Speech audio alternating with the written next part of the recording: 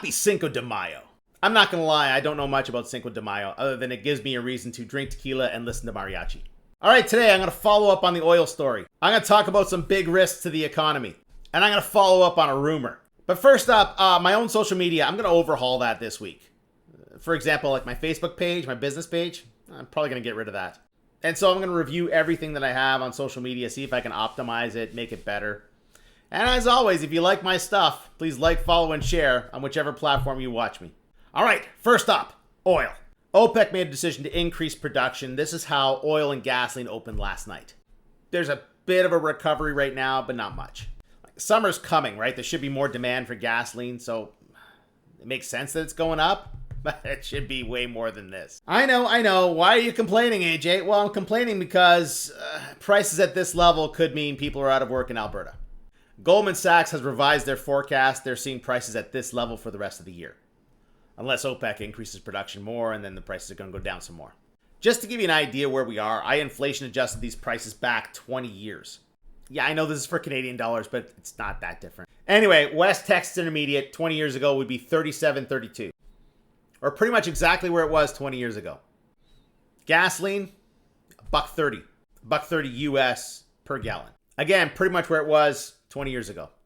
I mentioned the inflation report yesterday. This is what I'm looking at. Like, here's gasoline down here in the forecast is that it's going to be down at this level for the next few months compared to that in the summer last year. That big of a price differential means inflation is going to stay low for the next few months. All right, some risks to the economy. Japan might dump U.S. treasuries. They came out yesterday and they said they have no plan to dump treasuries. Because last week they reminded the U.S. that they hold a whole bunch of treasuries and they might just have to dump them. The United States is playing the bully. They're playing the bully with Japan, China, and Canada right there. They're not being nice to the UK either. Let's get real. And Japan just wanted to remind the U.S. that playing bully with these countries is a bad idea, because if they decide to dump that U.S. debt, the U.S. dollar is going to shit. This whole U.S. dollar being the reserve currency thing, it'll be done overnight.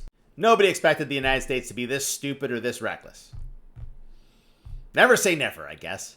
All right. So there was a bond sell-off last month. And there was talk that these countries up here did a coordinated attack against the U.S. and sold their treasuries. Led by Canada. Now, I cannot verify if that rumor is true or false, but I can verify what's happened to our reserve account. Updated today.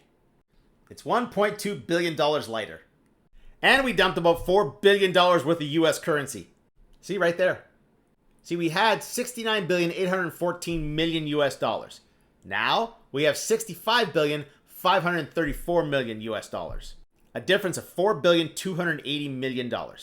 So Canada definitely put US dollars back onto the market, which decreases the value of the US dollar, and that helps to increase the value of the Canadian dollar. We know China did something similar, and Japan did something similar. Was it coordinated or coincidence? Who knows? Let me wrap this up by saying what may be obvious. If you keep pissing off your friends will become enemies. And given those are the people that are keeping the U.S. economy afloat, maybe you shouldn't piss them off.